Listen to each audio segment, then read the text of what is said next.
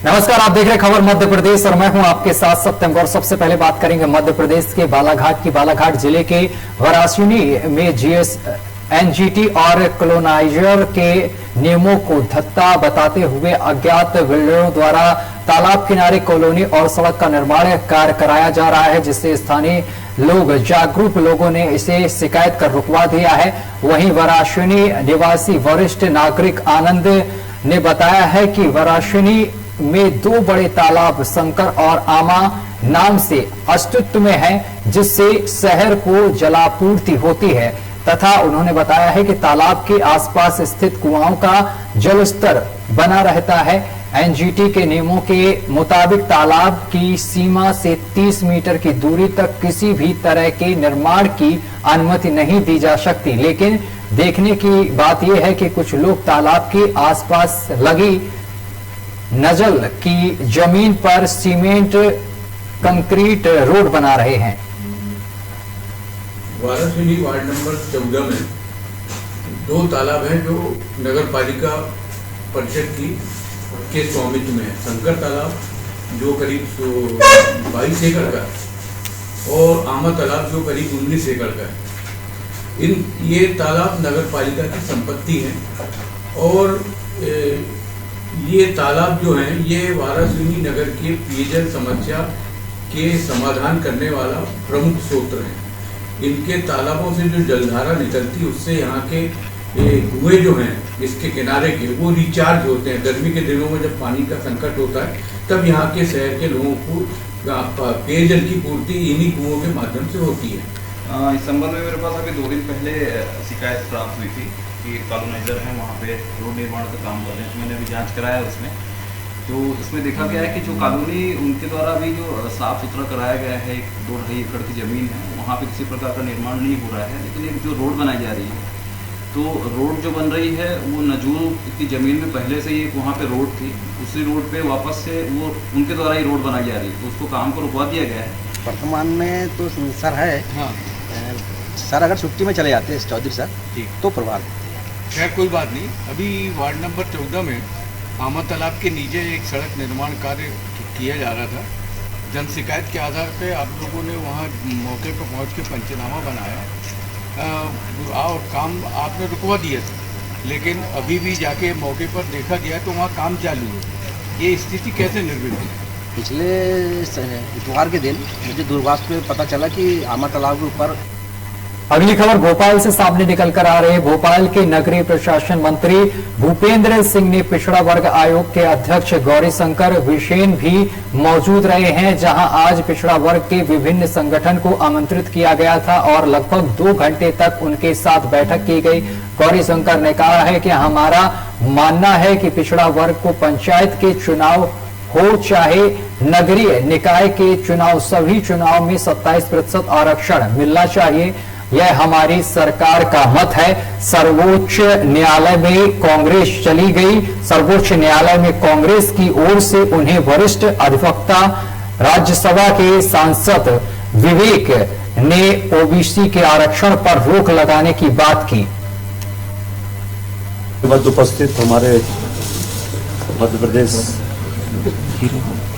जो पिछड़ा वर्ग आयोग है उसके सम्मानित अध्यक्ष माननीय गौरीशंकर बिसेन जी, हमारे उच्च शिक्षा मंत्री माननीय मोहन यादव जी, हमारे पिछड़ा वर्ग के मंत्री माननीय राम खिलावन जी, हमारे डीएचई मंत्री माननीय विजेंद्र यादव जी, सभी सम्मानित मीडिया के मित्रों, आज हम लोगों ने जो हमारे प्रदेश में पिछड़ा वर्ग के विभिन्न संगठन।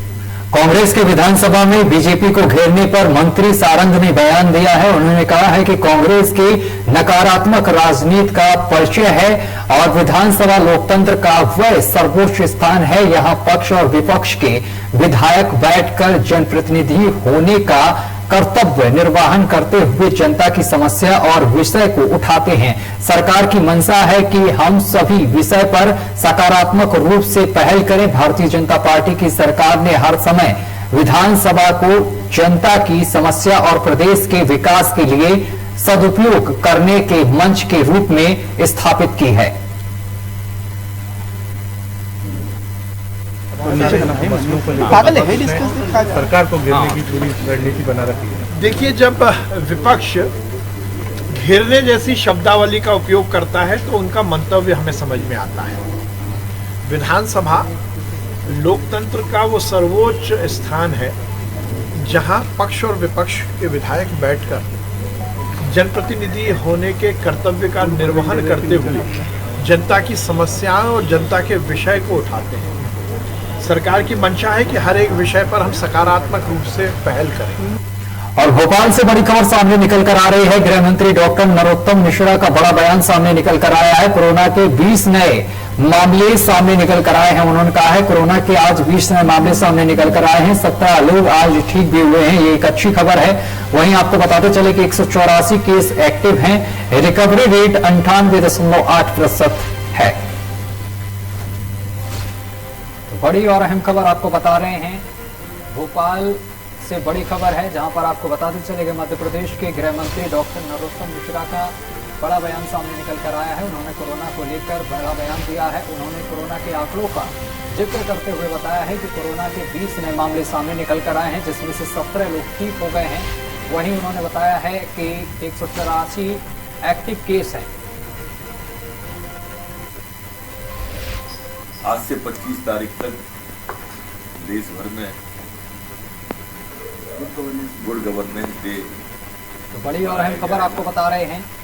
और इसके तहत हमारा प्रशासन के लोगों की समस्याओं को निराकरण करना, जनता की समस्याओं का निराकरण करना,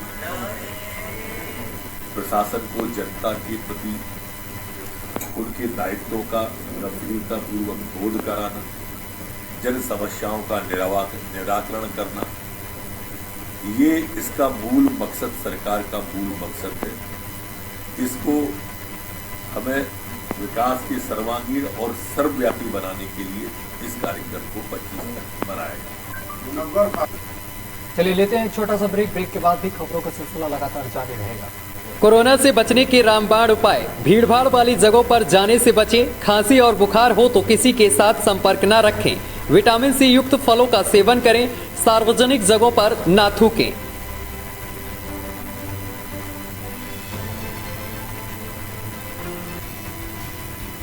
रज्जू भैया सैनिक विद्या मंदिर, गांव खंडवाया, तहसील शिकारपुर, जिला बुलंदशहर आपका स्वागत करता है। रज्जू भैया सैनिक विद्या मंदिर एक राष्ट्रीय प्रकल्प है जिसका मुख्य उद्देश्य विद्यार्थियों को एनडीए व अन्य माध्यमों से भारतीय सेना में प्रवेश दिलाना है। भारतीय सेना में अपने बच्चों का उज्जवल भविष्य बनाने के लिए रज्जू भैया सैनिक विद्या मंदिर में प्रवेश दिलाएं। प्रवेश प्रक्रिया प्रारंभ हो चुकी है। 31 दिसंबर 2021 तक रजिस्ट्रेशन किए जा सकते हैं तथा लिखित परीक्षा 16 जनवरी 2022 को होगी।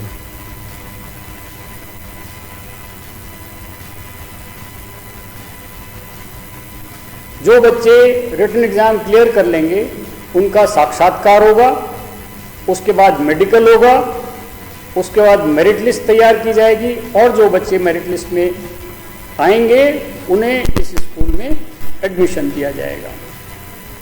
योग्य शिक्षकों के माध्यम से रज्जू भैया सैनिक विद्या मंदिर में छात्रों को योग्य सैनिक, योग्य नागरिक और सफल मनुष्य बनाने के अवसर का लाभ उठाएं।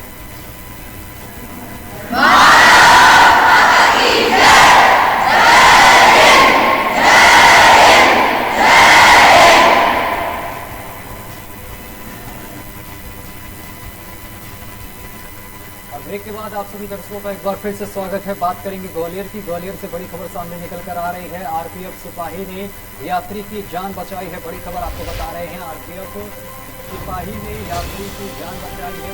ट्रेन में चढ़ने के दौरान यात्री का पैर फिसल गया था। संतुलन बिगड़ने से ट्रेन के दरवाजे और प्लेटफार्म के बीच में यात्री फंस गया था। बड़ी और अहम खबर आपको बता रहे हैं। आपको बताते चले कि आरपीएफ सिपाही ने युवक की जान बचाई है। आरपीएफ सिपाही पारुल यादव ने यात्री को खींचकर उसकी जान बचाई। इंदौर से दिल्ली की ओर जा रही थी मलवा एक्सप्रेस ट्रेन।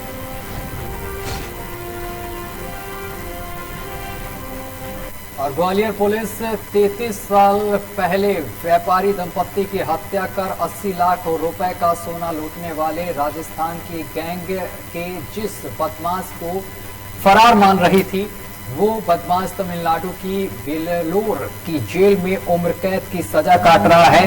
हाईकोर्ट की फटकार के बाद ग्वालियर पुलिस ने 1988 में हत्या और डकैती के आरोप को खोज लिया है। आरोपी की पता चल चुका है। आपको बताते चले कि ग्वालियर पुलिस आरोपी को लेने के लिए पहुंच रही है।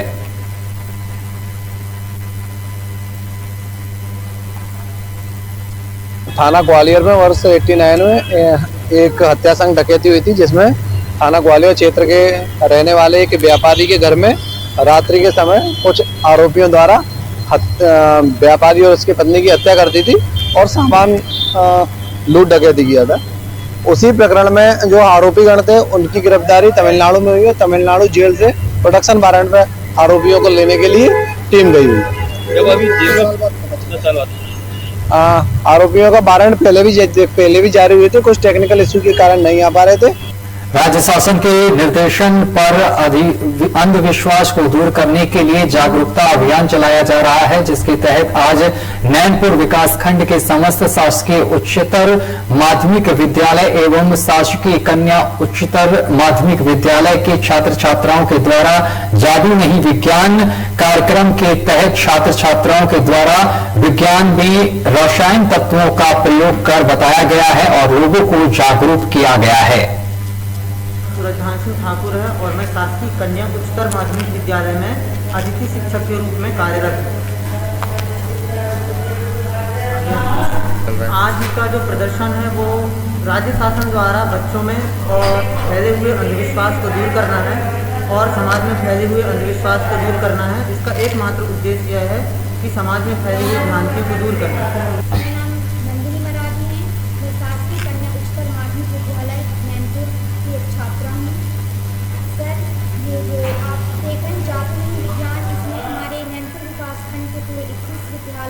विद्यार्थी आए हैं, उन्होंने जादू विज्ञान में कई सारे नाटक और कई सारे जादू करके दिखाए हैं। सर सूरजहान ठाकुर। भोपाल की साई माध्यम इंटरप्राइजेस द्वारा बरमान के मुहिम चलाई जा रही है कि नर्मदा नदी पर कागज और प्लास्टिक के डिस्पोजल से बने दीप को दीपदान किया जाता है और जिसके कारण से पवित्र नदी प्रदूषित होती है। 10 कदम समूह द्वारा यहाँ पर इस कार्यक्रम का शुभारंभ किया गया है। नर्मदाचल क्षेत्र के 5000 महिलाओं को गाय के गोबर से कंडे बनाने का प्रशिक्षण दिया जाएगा और उनको रोजगार इसी संस्था द्वारा दिया जाएगा ताकि नर्मदाचल क्षेत्र की महिलाएं आत्मनिर्भर बने और साई माध्यम की इस मुहिम से नर्मदा नदी को प्रदूषित होने से बचाया जा सकेगा। जो मुकेश मराठा जी से मिले हैं, मैंने आज हमारे लिए मां नर्मदा मैया की स्वच्छता के लिए बहुत अच्छा संदेश पहुंचाया है कि पंडित जी जो आप लोग सभी लोग दीपदान करते हो, कागज़ के करते हो, कागज़ के साथ साथ और अन्य चीज़ों के दीपदान करते हो, मिट्टी के दीपदान करते हो, उससे अच्छा ये गौ माता के से बना गोबर का दीपदान है। इसके लिए दान करने से गौ माता भी अपनी स्वस्थ रहेगी और साथ साथ माँ नर्मदा भी पवित्र रहेगी। इसके लिए हम सभी लोग इसका अपन इस दीपक के लिए आगे बढ़ाते हैं और इस दीपक में यहाँ पर आने के बाद देखा है, यहाँ हम लोग इस उद्देश्य से आए हैं कि गौ माता के गोबर से हम लोग दिए जला रहे हैं, तो ये जो गंदगी होती है ये बंद हो जाए और वो इस मतलब ये भी रहेगा कि जो गौ माता के गोबर हैं उसमें हम लोगों ने आटा और दाल का भी आटा मिला के बनाए हुए हैं, तो इससे क्या होगा, प्रदूषण भी नहीं होगा। साई माध्यम कंपनी चलाते हैं और 10 कदम महिला समूह के माध्यम से हम गाय माता के गोबर के दीपकों का निर्माण किए। ये जो दीपक है आज हमारे यहाँ बरमान जो ब्रह्मा जी के जो पवित्र स्थान है, यहाँ आने का हमारा विशेष उद्देश्य ये रहा कि लोगों में जो नदियों में लोग दीपदान करते हैं, गंदगी फैलाते हैं, उससे स्वच्छता को प्रेरित करना है।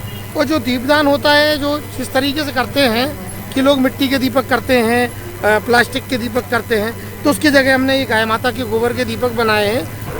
ब्रह्मा जी ने यहाँ पर आकर तपस्या की थी, नर्मदा जी के इस घाट पर। और यहाँ पर हम दर्शन के लिए आए थे माँ नर्मदा के, और यहाँ पर हमने देखा है कि काफ़ी घाटों पे गंदगी है। लोग आते हैं, स्नान करते हैं, पुष्प अर्पण करते हैं, पन्नियाँ वगैरह जिसमें लेकर के आते हैं। यहाँ पर काफ़ी गंदगी होती है उस कारण से। और यहाँ पर हमने देखा कि आसपास किसी क्षेत्र रहने के लिए, जैसे बाहर से कोई आए तो स्टे करने के लिए यहाँ पर कोई जगह नहीं है। और मध्य प्रदेश के बेगमगंज में अपराधियों के हौसले बुलंद नजर आ रहे हैं, जहां थाना परिसर में सामने न्यायालय की कैंटीन में बीती रात चोरों ने चोरी की वारदात को अंजाम दिया है। जानकारी के मुताबिक कैंटीन संचालक अशोक जैन द्वारा दुकान में लगी एलईडी सीसीटीवी कैमरे का डीवीआर समेत दुकान में रखा सामग्री लेकर चोर फरार हो गए हैं और काफी नुकसान कर चोर फरार हुए हैं। और ये बताया जा रहा है कि हजारों का सामान लेकर चोर यहां से फरार हो गए। फिलहाल सूचना पर पहुंची पुलिस पूरे मामले की जांच पड़ताल कर रही है और पुलिस का दावा है कि जल्द ही चोरों को पकड़ लिया जाएगा। क्या चोरी चला गया? चोरी में एलसीडी थी और उसके कवरेज करने का जो वो होता ना एरिया वो था, और उसके लिए काट के लेके गए थे। वो यहाँ से काटा है, जो कार हमारे फटे हुए हैं वो काट के लेके आए, और सड़क के स्टेज पे ऊपर भी काटा है, पूरे कार वाले काली भी काट भी डले हुए हैं। और कुछ चिल्लड़ वगैरह भी थी उसको लग गई, और कुछ वो आइसक्रीम वगैरह ये होती है, चॉकलेट वगैरह, टॉफ़ी वगैरह है, और साथ में थोड़ी बहुत कैश होगा। और क्या लगभग कितने का नुकसान हुआ? लगभग 15,000।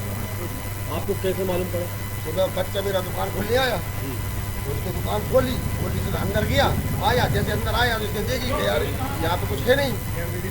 रायसेन जिले की बेगमगंज में ठंड पर आस्था भारी पड़ रही है। साइकिल से वैष्णो देवी की यात्रा जिसमें पारा निरंतर नीचे जा रहा है और ऐसे में ठंड पर आस्था भारी पड़ रही है। नगर के एक व्यक्ति दूसरी बार साइकिल से वैष्णो देवी की यात्रा पर निकल पड़ा है। उन्होंने गाजे बाजे के साथ नगर से विदा ली है, जो साइकिल यात्रा करते हुए वैष्णो देवी के दरबार में माथा टेकेंगे।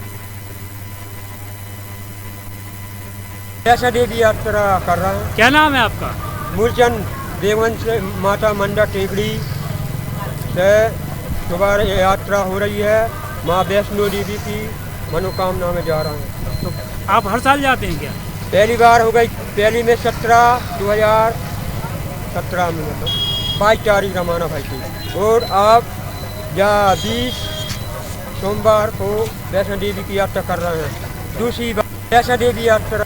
रतलाम जिले के सेमलिया में रामायण के राम अरुण गोविंद और उनकी पत्नी श्रीलेखा गोविंद के साथ नंददास दंतोड़िया विश्व हिंदू परिषद प्रांत संगठन मंत्री समेत कई धर्म प्रेमियों ने सहभागिता की है और जिसमें सभी ने देश व हिंदू राष्ट्र के ऊपर अपने अपने उद्बोधन दिए हैं। सेमलिया की पहाड़ी पर मां अन्नपूर्णा धाम मंदिर पर अखंड 24 घंटे लगातार एक अनशन पर बैठकर यहाँ पर श्री श्री 108 महामंडलेश्वर मधुश्री नंदन महाराज द्वारा विश्व शांति के लिए वार्षिक महायज्ञ किया जा रहा है। और टीकमगढ़ से अहम खबर सामने निकल कर आ रही है। टीकमगढ़ के ड्राइंग कंपटीशन में बच्चे ने बिखेरे हैं कला के रंग। वहीं आपको बताते चले कि आनंद मेले में हुई है जमकर बिक्री। दिव्यांग छात्रों ने बढ़ चढ़ कर इसमें हिस्सा लिया है और कला के रंग भी बिखेरे हैं। किसी ने सच की कहा कि पंखों से नहीं हौसलों से उड़ान भरी जाती है। यही सब देखने को मिला है। टीकमगढ़ शहर में स्थित गार्ड में बी ब्लॉक बी क्लब उन्नति एवं वैश्य महिला इकाई द्वारा आयोजित होने वाले आनंद मेले में जहां ड्राइंग कंपटीशन का आयोजन हुआ है, जिसमें बढ़ चढ़कर बच्चों ने हिस्सा लिया।